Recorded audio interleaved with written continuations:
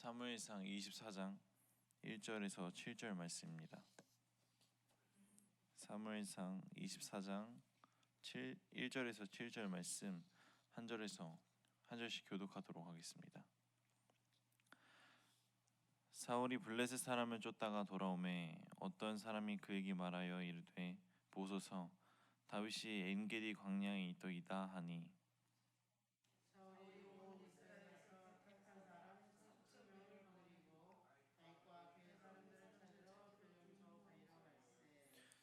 길가 양에 우리의 이른즉 굴이 있는지라 사울이 뒤를 보러 들어가니라 다윗과 그의 사람들이 그 굴 깊은 곳에 있더니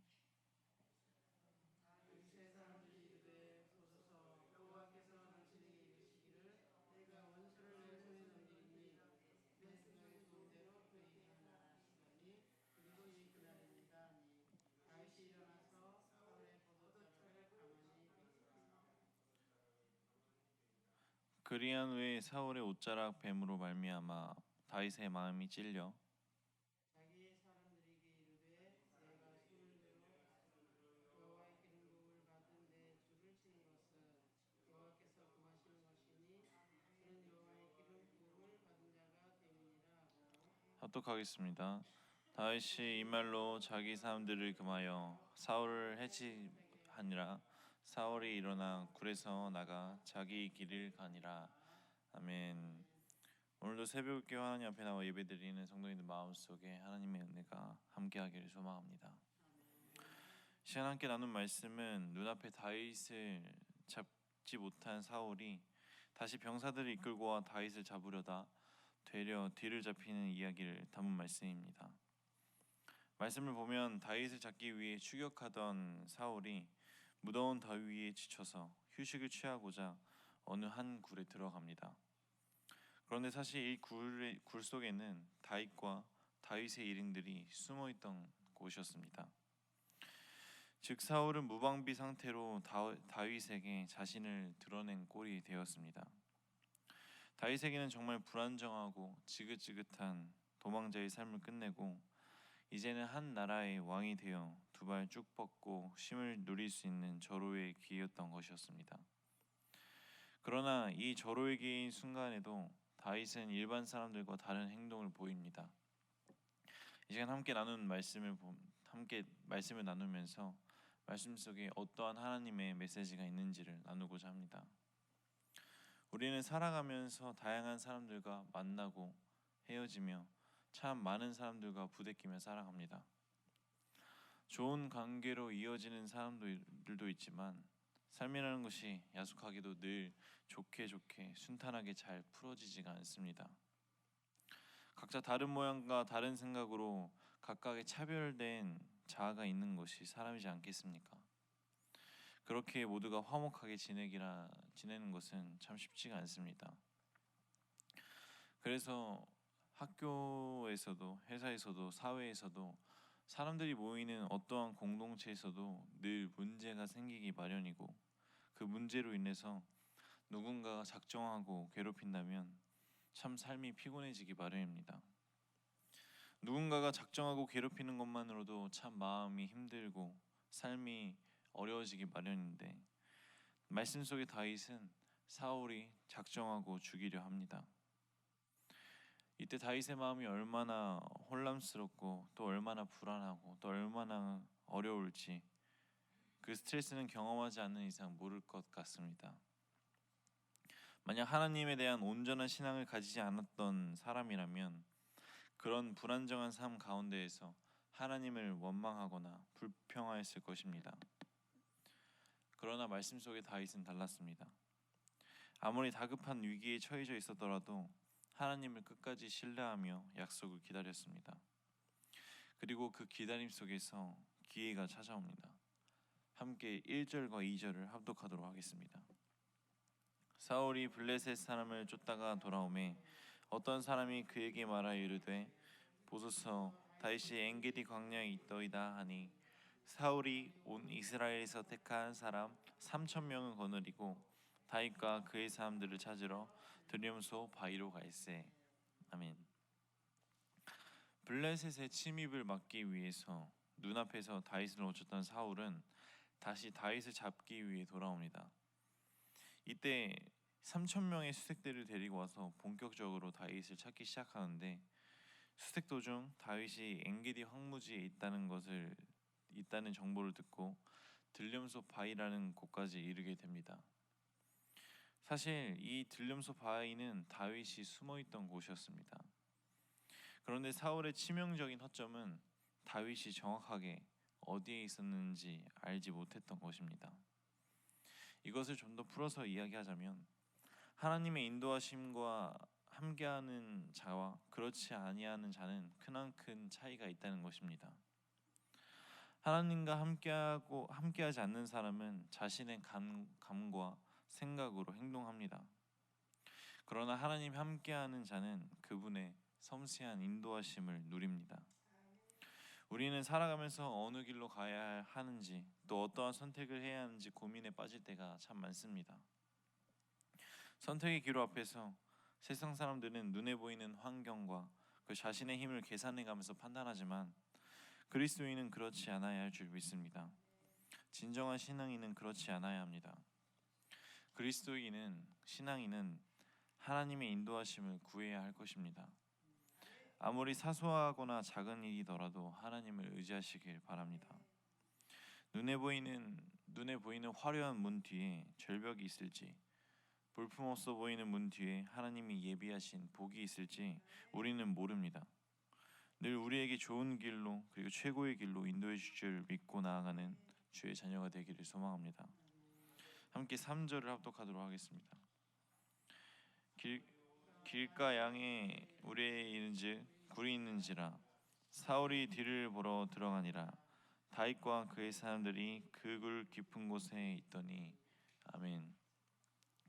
사울은 하나님이 함께하지 않으셨기 때문에 자신의 힘으로만 길을 찾아갔습니다.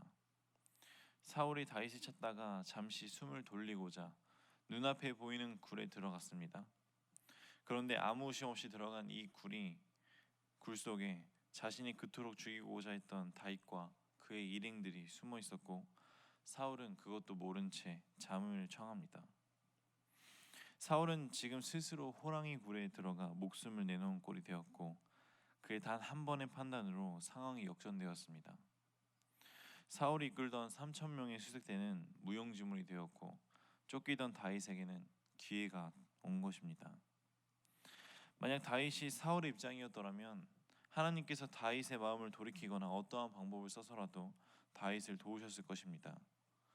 그러나 하나님이 함께하지 않았던 사울은 자신의 판단으로 목숨을 잃어도 이상하지 않을 문을 열어 그곳을 스스로 들어갔습니다. 함께 4절을 합독하도록 하겠습니다.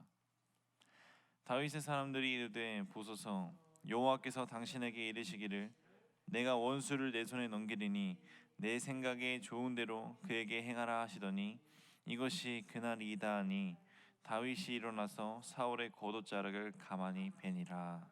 아멘. 지금 다윗의 눈앞에 자신을 죽이기 위하여서 밤낮으로 쫓아다니던 원수가 세상 모르게 잠을 자고 있습니다. 이때 다윗의 부하들은 하나님이 사울을 당신의 손에 붙이셨으니 어서 죽이자고 다윗을 독려합니다. 보통 사람들이었더라면 그 기회를 놓치지 않고 단숨에 달려가 원수의 목을 쳤을 것입니다. 그러나 다윗은 달랐습니다. 그 절호의 순간에도 하나님의 시선으로 상황을 분별합니다. 함께 6절을 합독하도록 하겠습니다. 자기 사람들에게 이르되 내가 손을 들어 여호와의 기름을 부은 받은 내 줄을 치는 것은 여호와께서 금하시는 것이니 그는 여호와의 기름 부음을 받은 자가 됨이라 하고. 아멘. 비록 사울이 자신을 죽이려고 밤낮을 쫓았지만, 나의 모든 것을 빼앗아갔지만, 그런 사울도 하나님이 기름 부은 자이며 하나님이 세우신 자는 하나님이 패해야지 사람이 패할 수 없다는 믿음을 다윗은 가졌습니다. 여기서 우리는 다윗이 아주 섬세하게 하나님의 뜻을 찾는 것을 보게 됩니다. 자신과 함께하는 사람들의 동력 속에서도 흔들리지 않고 하나님의 시선으로 상황을 분별합니다. 즉 이것이 나에게 유익이냐 유익이 아니냐 하는 것보다 하나님의 앞에서 죄냐 죄가 아니냐 하는 것을 먼저 생각하는 것입니다. 다윗은 하나님의 기름 부음 받은 자를 죽이는 것을 죄라는 것이라고 생각했기 때문에 주위의 사람들이 어떻게 말하든 흔들리지 않았고 되려 사람들이 사울을 죽이지 못하게 막아섰습니다. 어떻게 보면 다윗이 그 자리에서 사울을 죽였더라면 도망자의 삶을 끊어낼 수 있었을 것이고 더 효과적으로 이스라엘 백성들을 도울 수 있었을지 모릅니다. 그러나 다윗은 그런 단기간의 유익보다는 하나님의 뜻을 찾았습니다. 다윗이 이런 판단을 하고 행하는 것을 볼 때 그가 얼마나 하나님 앞에서 큰 그릇인지를 우리는 알 수 있습니다. 다윗은 자신이 좀 더 고생하고 쫓겨다니게 되더라도 하나님이 원하시는 길을 그리고 하나님이 바라시는 길을 쫓았습니다. 자신이 왕이 될 것이 분명하다면 하나님이 자기를 지켜주시고 사울도 하나님이 해결해 주실 것이라는 믿음을 다윗은 가지고 있었습니다. 우리 성도님들 마음속에도 다윗과 같은 믿음이 함께하기를 소망합니다. 내가 얼마나 잘하느냐보다 내가 얼마나 잘하느냐는 결과에 초점을 두는 것보다 내가 하지 말아야 할 것은 하지 않는 과정 속에서 흠이 없는 것이 죄가 없는 것이 더 중요합니다.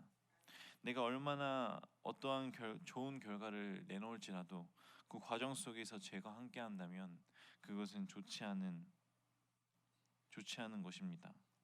내가 하지 말아야 할 것을 하지 않고 지킨다면 나의 모든 것은 하나님이 책임져 주신다는 것을 믿으시기를 바랍니다. 정리하겠습니다. 이 시간 다윗과 사울을 통해서 하나님이 이끄시는 삶과 그렇지 않은 삶의 대조적인 모습을 보게 되었습니다. 자신의 삶을 자신의 힘으로만 살아가는 것이 사람마다 받아들이는 것이 다를 것입니다. 누군가에게는 내 힘으로만 살아가는 것이 충분한 사람도 있고 또 누군가에게는 자신의 힘으로만 살아가는 것이 버거운 사람도 있습니다.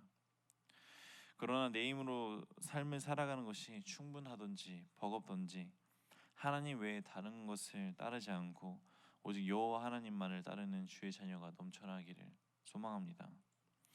그렇다면 하나님께서 제일 선한 길로 그리고 이로운 길로 인도해 주실 것이고 우리의 삶을 책임져 주실 것입니다.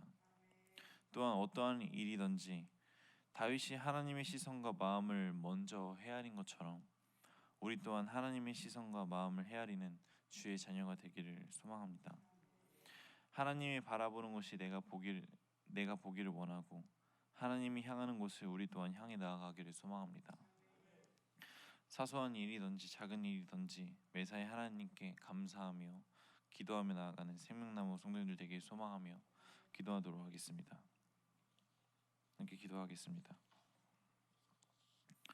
항상 나와 함께 하신 하나님, 삶을 살아가며 내 힘으로만 문제를 해결하고 내 생각으로 판단하며 살아왔습니다.